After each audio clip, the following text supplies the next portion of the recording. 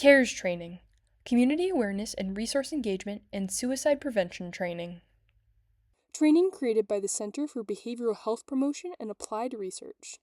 Developed with funding support from the Garrett Lee Smith Memorial Campus Suicide Prevention Program and the Center for Mental Health Services of the Substance Abuse and Mental Health Services Administration.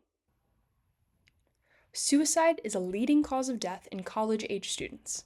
Preventing suicide is something that each of us, including students, faculty, and staff, can play a role in within our campus communities. This training is designed to provide all members of the campus community with foundational information needed to effectively engage in suicide prevention. At times, people might struggle to discuss suicide prevention due to uncertainties about how to best help someone with mental health concerns. For example, you may wonder whether asking someone about suicidal thoughts increases a person's risk for suicide. Instead, research suggests that acknowledging, asking, and talking about suicide reduces an individual's risk for suicide. Another common misperception is that only mental health professionals should have sensitive conversations about suicide. However, everyone, whether they have advanced training or not, can play an integral role in preventing suicide by creating a supportive environment that enhances a person's sense of well-being. One element of this can be checking in with individuals who are struggling or exhibiting symptoms that coincide with risk factors for suicide. Campus community members, such as students, faculty, or staff, are in unique positions to connect and offer support where it may be needed. One way that we can offer support to members of the campus community who might be struggling is by helping individuals access mental health services. Research has demonstrated that having a supportive conversation with a student experiencing suicidal ideation can increase their engagement with counseling services. The Healthy Minds Study is an annual national survey administered by the University of Michigan that examines mental health service utilization and related issues among undergraduate and graduate students. According to the Healthy Minds Study, 2/3 of college students say that encouragement from others is an important factor that positively influences service engagement. Simply supporting someone to get additional support normalizes this process and can reduce stigma for students who may never have sought counseling services before. This is especially important among students from historically marginalized groups who are more likely to experience systemic barriers to care, such as access to services. Encouraging someone to seek support is also important for those from family backgrounds that discourage discussions of mental health or view asking for help as shameful or weak. In sum, encouraging a student to use services can make a big difference. Longitudinal data from the National College Health Association demonstrates a steady increase in reports of college student loneliness over the last decade. These increases have coincided with the COVID-19 pandemic, increased remote learning, and increased engagement with social media. The student life is very hard. There is a great deal of work to do. There's a great deal of learning to do. And most of the time that learning is very individual. Loneliness shows up in a lot of different, it manifests in a lot of different ways. If you're a transfer student or an international student, loneliness is that first year. I often think about how college is portrayed in TV or movies as this place where you just hang out and party all the time. That is not the reality of it at all.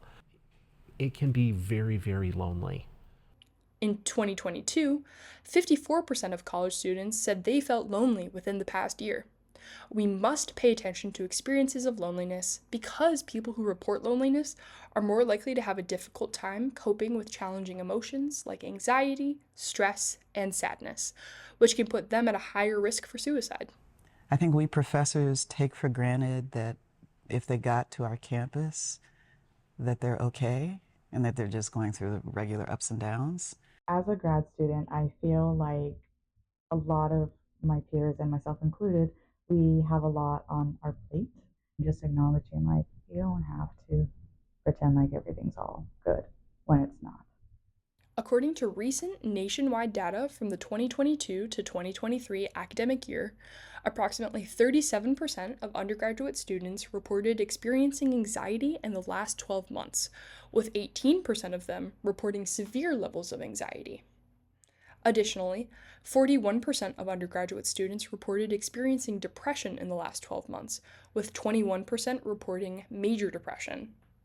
Further, nationwide, about 12% of graduate students reported severe anxiety, and 14% of graduate students indicated major depression. This means a large proportion of the student population experiences psychological distress during the year. I don't know, opened our eyes to the care and repair that we need.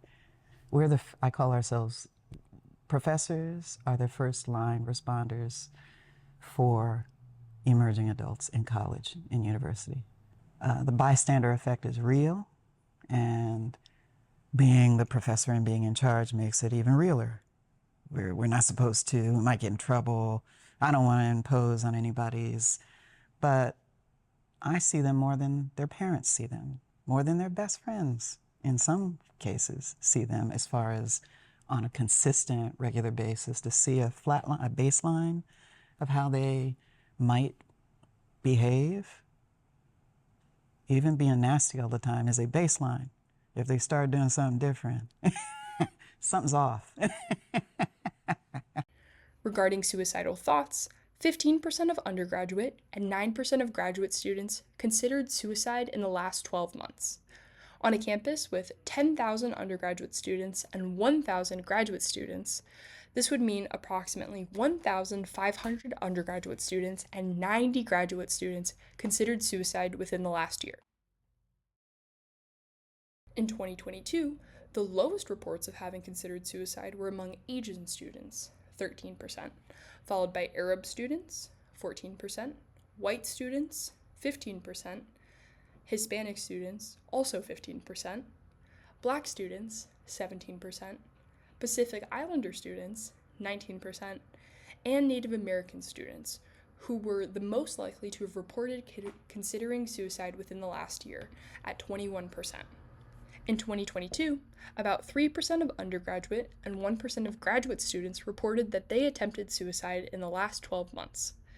These may sound like small numbers, but they suggest that on a campus of 10,000 undergraduate students and 1,000 graduate students, about 300 undergraduate students and approximately 10 graduate students attempted suicide over the past year.